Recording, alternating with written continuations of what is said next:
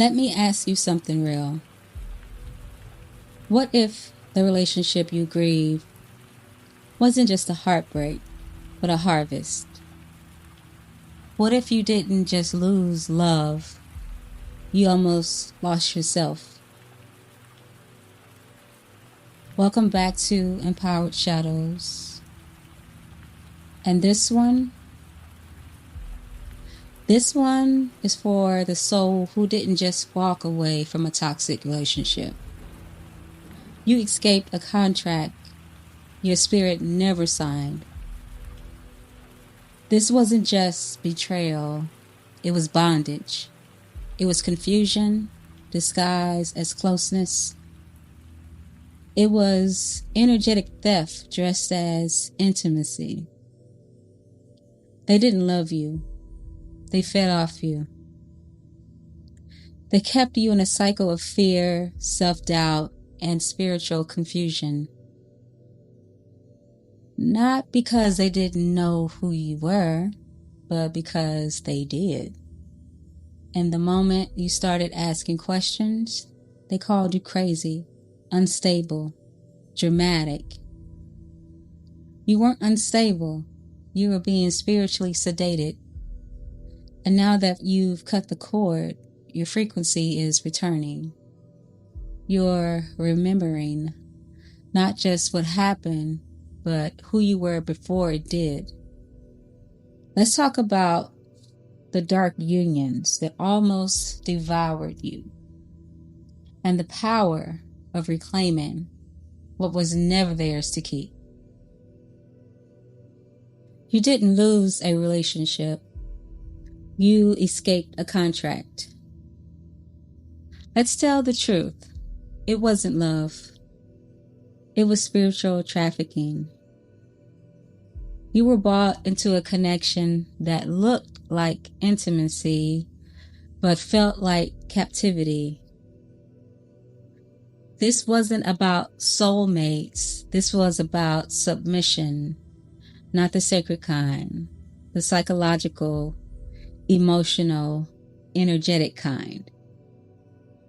They mirrored your magic long enough to get in, and once you opened the door, they began the work of siphoning you, your peace, your joy, your gifts, your softness, your light.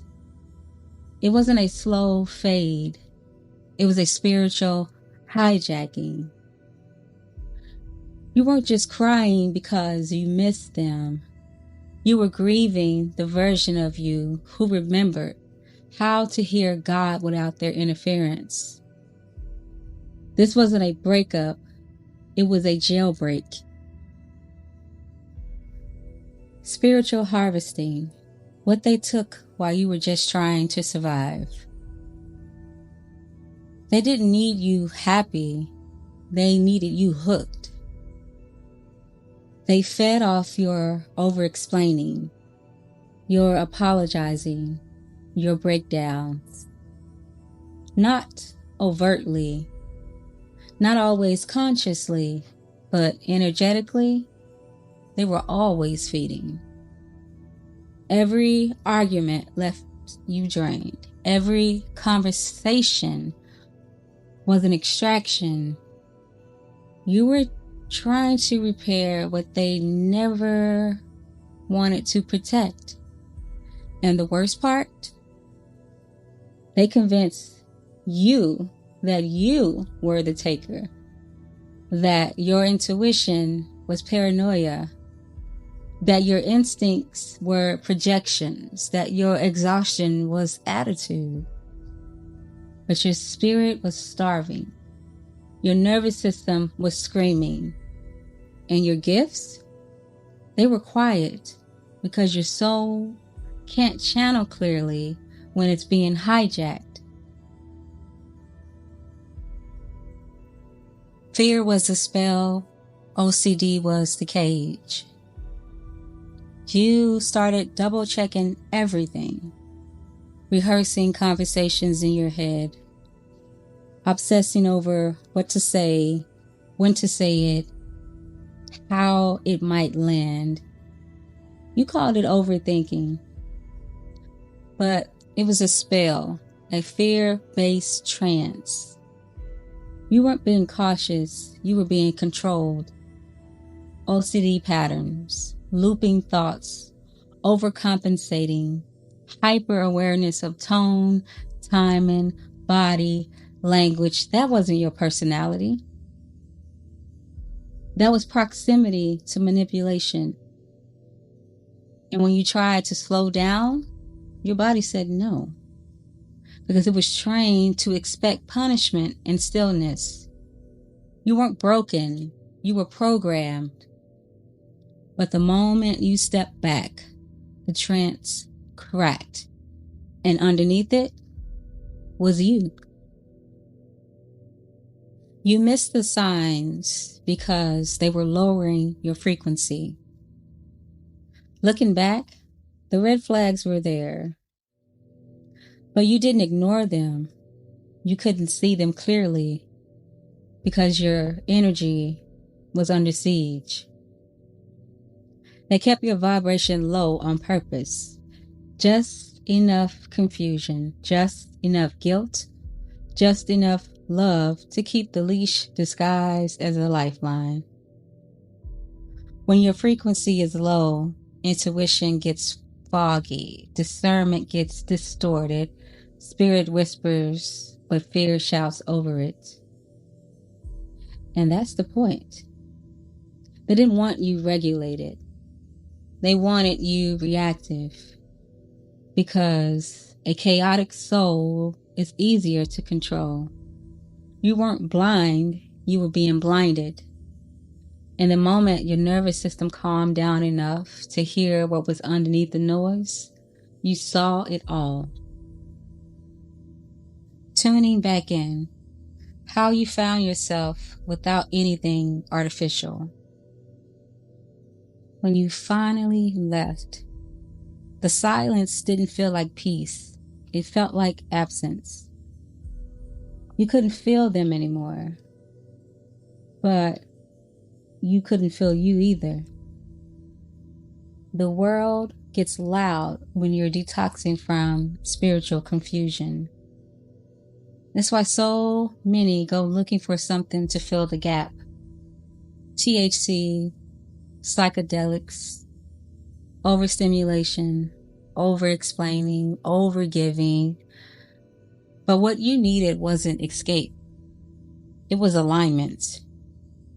And you found it in the elements, in the water, in breath, in the pages of your journal, in meditation, in music, in quiet moments by yourself where no one was watching. And slowly, your voice came back. Your knowing came back. Your center came back. You didn't need to become powerful. You remembered that you were. You were born magical. They just made you forget. Before the damage, before the drama, before the confusion, you had gifts, real ones. You saw things, felt things, knew things you couldn't explain. But when your light became inconvenient to them, they shamed it, mocked it, made it feel weird, too much, or witchy. And after a while, you believed them. You buried your magic to feel safe. You dulled your frequency to be palatable. You replaced your rituals with self-doubt and called it growing up. But forgetting your power is not the same as losing it. You hid it in your spirit.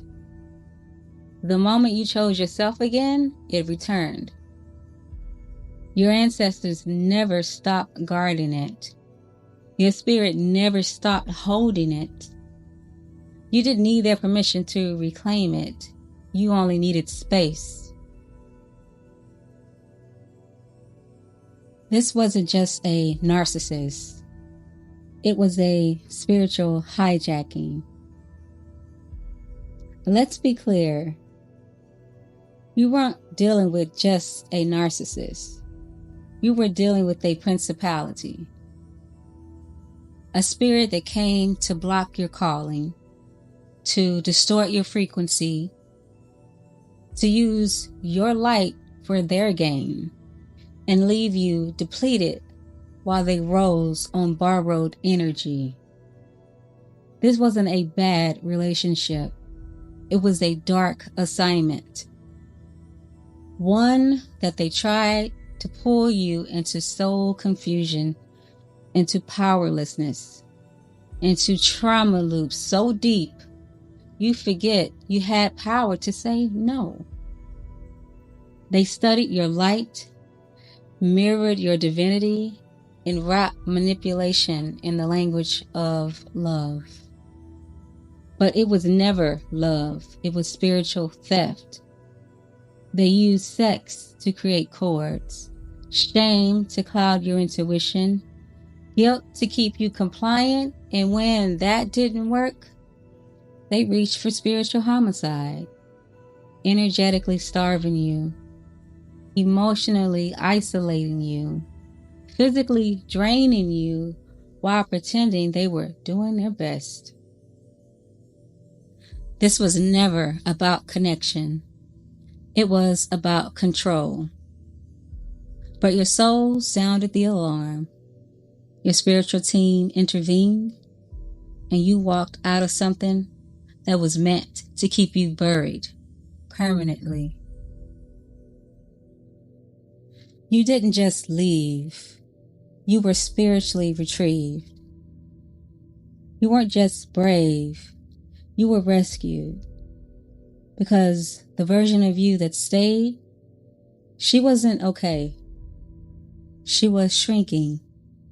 She was vanishing. She was disappearing by the day and still being told you're the problem. But your higher self, she didn't forget. She sent out a frequency your oppressors couldn't hear. A signal your ancestors did, and they moved. The dreams, the signs, the illness, the clarity, the loss, the betrayal. It was all divine interruption. Because God wasn't going to let you die in what He never called you to. You didn't just leave. You were spiritually retrieved.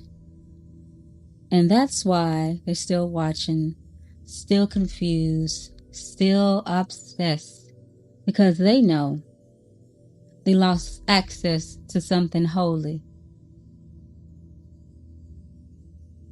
The revenge you craved and the justice already in motion.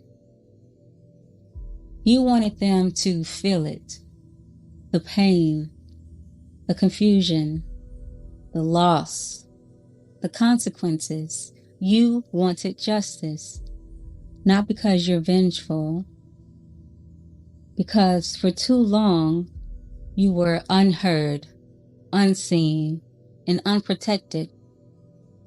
And that sacred rage is valid. It's holy. But what do you do with it? That's what makes it transformational. You don't need to fight dirty. You need to rise differently. Because vengeance would have cost your peace. It could have delayed your healing. It would have made you carry what you were never meant to hold. So instead, you gave it to God, to Spirit, to the laws of karma and divine alignment. And trust. They're already feeling it. You didn't curse them. It's because they touched you, touched the anointed, and tried to profit from pain that wasn't theirs to narrate. Let them lie. Let them watch. Let them spiral. You're not bitter. You're boundaried. And that's revenge enough. The power was never theirs. You just forgot. They didn't steal your power. They borrowed it through fear. They accessed your softness by convincing you it wasn't sacred. They dimmed your light by dressing manipulation in the language of love. They weakened your instincts by calling your truth too sensitive. But here's what they didn't count on. You regenerate. You rebuild. You remember. You were never meant to be erased. You were meant to be reawakened. And now, every ritual you return to, every whisper of intuition you trust again, every tear you let fall without shame is an act of spiritual justice. They thought they could profit from your spiritual death. They thought you stayed small, scared, confused. They were wrong.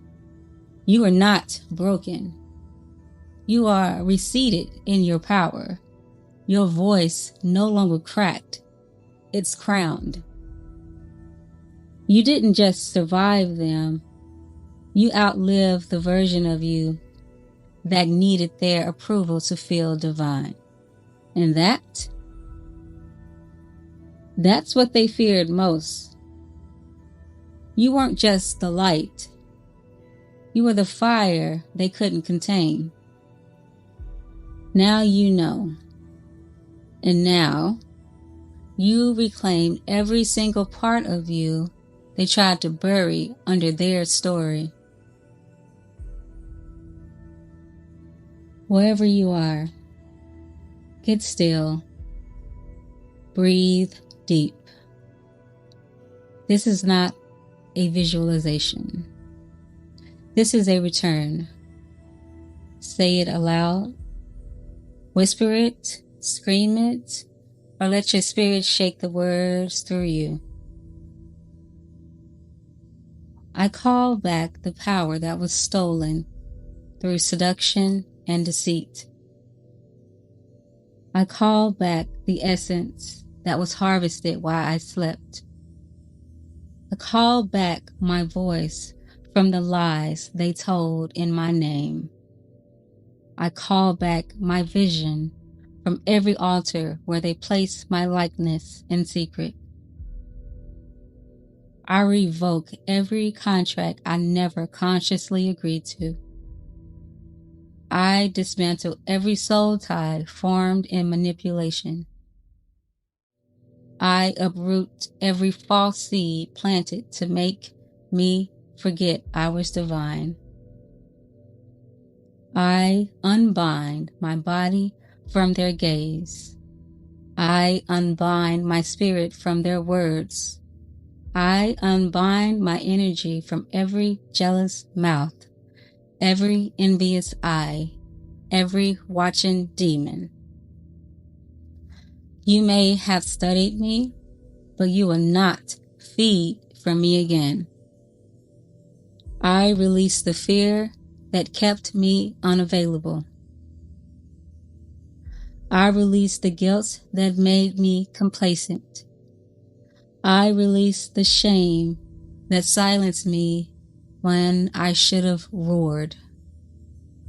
I am no longer in hiding. I am no longer in orbit around their dysfunction.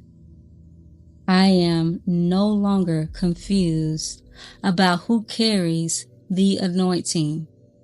It's me. And I declare this with my whole chest, my womb, my heart, my soul. I am the storm they tried to contain. I am the prayer they feared would be answered. I am the God breath force they couldn't erase. And I return to myself now, fully finally and forever.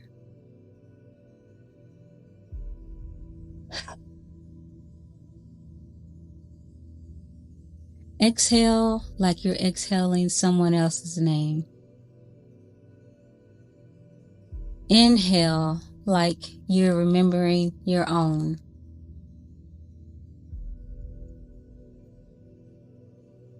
They tried to steal your soul, not because you were weak, because your light made them feel exposed. They didn't just lie about you. They built entire identities off your pain. They sold the version of you they created while trying to bury the truth beneath your silence.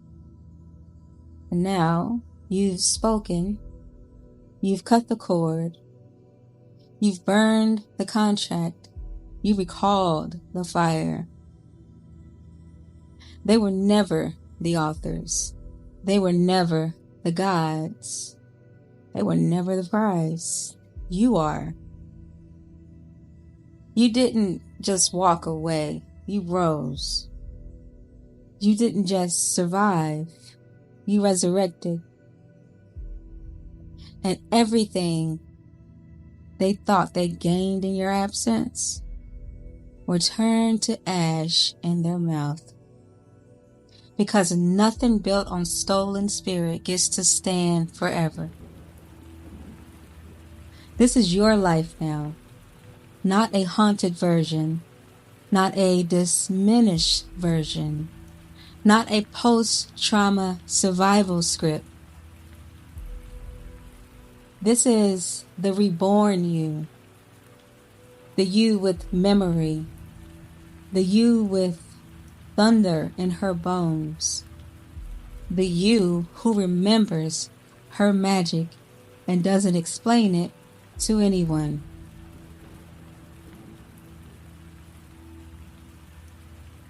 This is Empowered Shadows. Thank you for listening.